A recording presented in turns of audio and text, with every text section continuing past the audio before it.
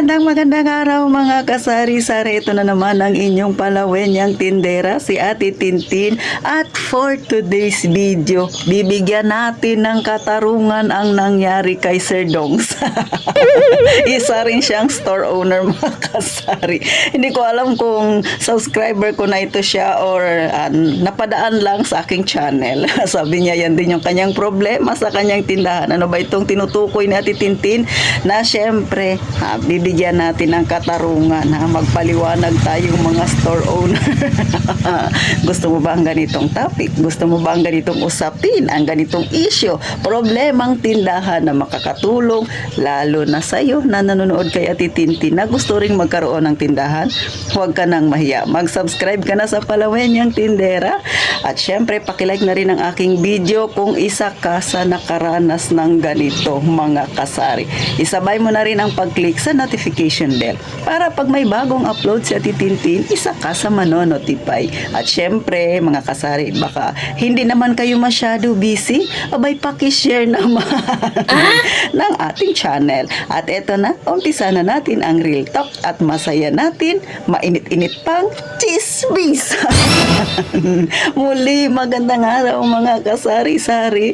So sa mga bago pa lang sa aking channel, ako si Ate Tintin, ang inyong palawenyang tindera. Nagtatapik tayo ng ukol sa problema, suliranin at kung ano-ano pa tungkol sa ating negosyo mga kasari. Pero mas madalas, problemang tindahan na kinakaharap nating mga tindera at tindero mga kasari.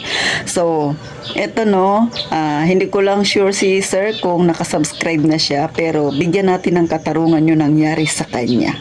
Pero bago tayo mag-umpisa mga kasari, abay, gusto ko munang i-shout out na mga kasari, no? So matagal lang hindi nakakapag-shout out si Ate Tintin kasi gawa ng sobrang busy talaga ako. So mapansin nyo nga, no, medyo patlang-patlang na ako mag-upload ngayon.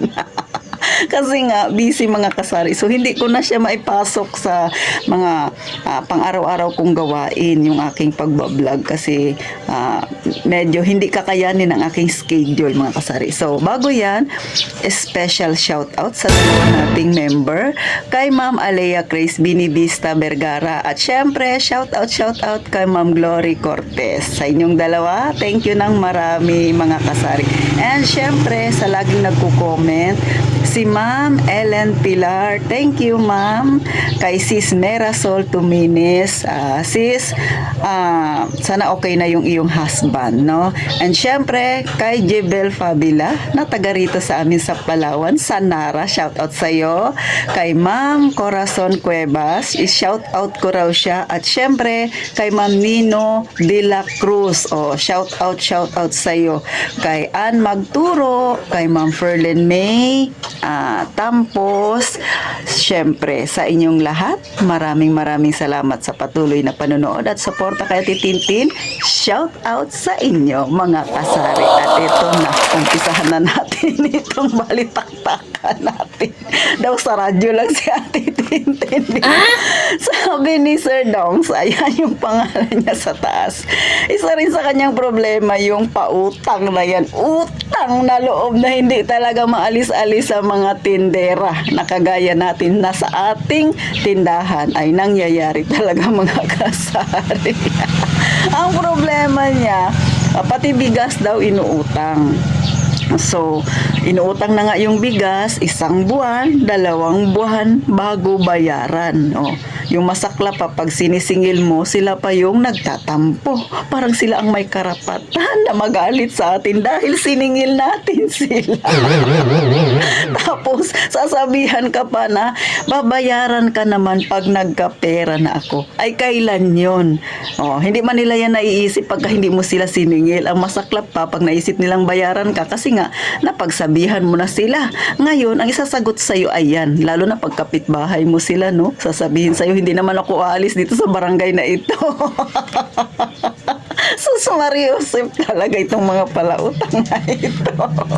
O, di ba? Parang nagkaroon ka pa ng utang na loob sa kanila. O, parang minsan, pag siningil mo sila, kasalanan mo, tindera. Kasiningil mo sila, hindi ka makaantay. Paano naman yung puhunan natin na hindi talaga makaantay? Paano kung yung nagpapautang sa kanila na tindahan, yung puhunan ay galing din sa utang? Pwede ba nating idahilan yun sa inutangan natin din? Halimbawa, nangungutang ka sa mga, yung katulad sa akin, may life bank ako, di ba? Weekly kasi yung bayarin. Ay paano yan? Yung nangutang din sa'yo, isang buwan bago bayaran. So wala kang aasahang ipambabaya doon. Siyempre doon sa paninda na tinubo ng yung paninda. So, hindi naman pwede na sabihin mo doon, tayong mga tindera sa inutangan natin na hindi mo na ako makabayad kasi yung nangutang sa akin hindi rin nakabayad. Pwede ba yun? Di ba? Hindi. So, disappoint lang minsan, no, mga kasari.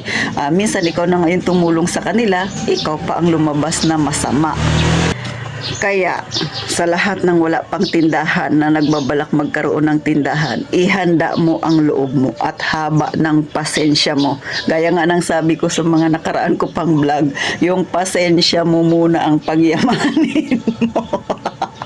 Kasi hindi ka basta-basta yayaman sa ganitong klaseng tindahan. Tapos maraming utang, mga kasari. Tapos yung nangungutang sa'yo isang buwan bago magbayad 2 buwan. Sus Mariusip talaga, no? Sa palengke, pwede mo bang gawin yan? Halimbawa, tayong mga may tindahan, pwede ba tayong mangutang sa palengke? Tapos isang buwan yung bayad?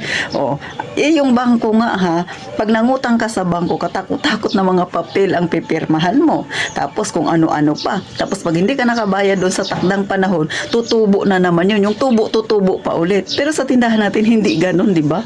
Pero pag sila yung makapagsabi sa atin na, grabe ka naman, ang kulit-kulit mong maningil. Iba, hindi naman ako tatakbo sa utang ko, kapitbahay mo lang naman ako. Eh, paano yun? 2 buwan na yung utang niya sa'yo.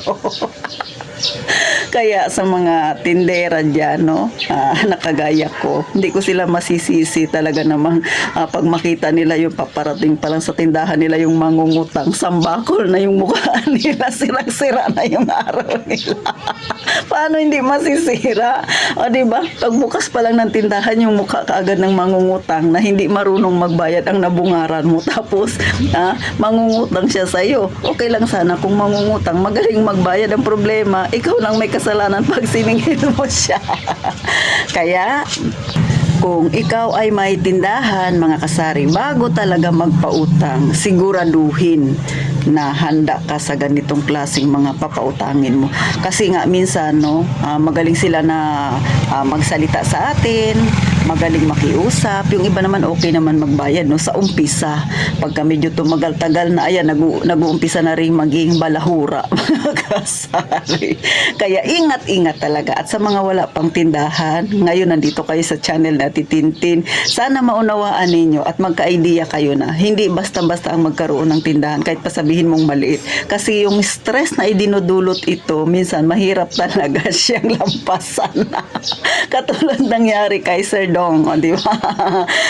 Ikaw ba naman, 1 buwan or 2 buwan bago ka bayaran, hindi ka ma-stress niyan, mga kasari, no? So, dapat napaikot mo na kaagad yung iyong puhunan. So, mahirap talaga pagka kayo, mga kasari, nagpaumpisang nagpautang, tapos ganyan yung naging kalakaran. Lulubog talaga ang tindahan, promise. 1 hanggang 2 buwan bago kayo bayaran. So, hindi mo mapapaikot, no, mga kasari. Kaya, bago ninyo pasukin talaga yung magpautang, siguraduhin mo, kaya mo bang magpautang ng ganyan katagal? Meron ka bang extra pera na syempre itatapal doon sa mga nawala sa'yo? Mga kasari, no? Pero para sa akin, no, hindi ako magpapautang ng ganyan katagal. Sa akin dito, no, may isa lang yung nangungutang sa akin na borders ni mother. Every 15 days yun kasi nagtatrabaho siya sa BPO. So, lahat dito niya kinukuha. Gaya nga ng mga nauna ko pang na-vlog, no? So, umaabot siya ng 3,000. Every 15 days lang yun. Pero pag nakasweldo siya, bayad lahat yun. So, kaya ko siyang i-handle, mga kasari. Kasi, may extra pera ako. Kasi nanghihinayang din ako, no? Tsaka, good payer talaga siya. At dito siya sa amin nagbo-board. And then, yung 2 na natitirang nangungutang sa akin, mother ko lang at saka yung hipag ko. Which is, wala akong problema sa kanila. Kaya, kung larangang pagpapautang ay, isa lang talaga yung nakakautang sa akin, no, mga kasari. At yung 2 naman, hindi ko sila, basta basta yung tatlo na yan, yung borders namin and then mother ko, tsaka pag okay sila lahat magbayad. Kaya kung mapapansin ninyo sa Titintin, marami pa rin akong paninda. Hindi kasi ako basta-basta nagpapautang, no. Sa totoo lang, hindi mo talaga basta maikat yung utang na yan sa yung tindahan. Meron at meron talaga yan, no, mga kasari. Pero laging mag-set ng boundaries. Mag-ingat kayo sa mga taong tinitake advantage yung iyong kabutihan. Yung tipong ikaw na yung tumulong, pag siningil mo, ikaw pa ang masama. So maging eye-opener ito, lalo na sa mga wala pang tindahan. Kung nagbabalak kayong pasukin yung ganitong journey, yan ang sinasabi ko sa inyo. Pagyamanin mo na ang pasensya ninyo. At minsan dapat yung puso natin hindi lang panay pusong mamon, dapat may pusong bato rin tayo, mga kasari. So paano, mga kasari, hanggang dito na lang si Ate Tintin. Sana ay huwag niyong kalimutang mag-subscribe at syempre kung ma-extra kayo ay dumalaw na kayo sa aking bahay. Open na po yung member, mga kasari. Mga kasari, so paano? Gaya nga ng palaging sinasabi ni Ate Tintin, mag-iingat tayong palagi, lalo na sa mga palautang. So, mga kasari ha, mag-iingat tayong palagi, mga kasari.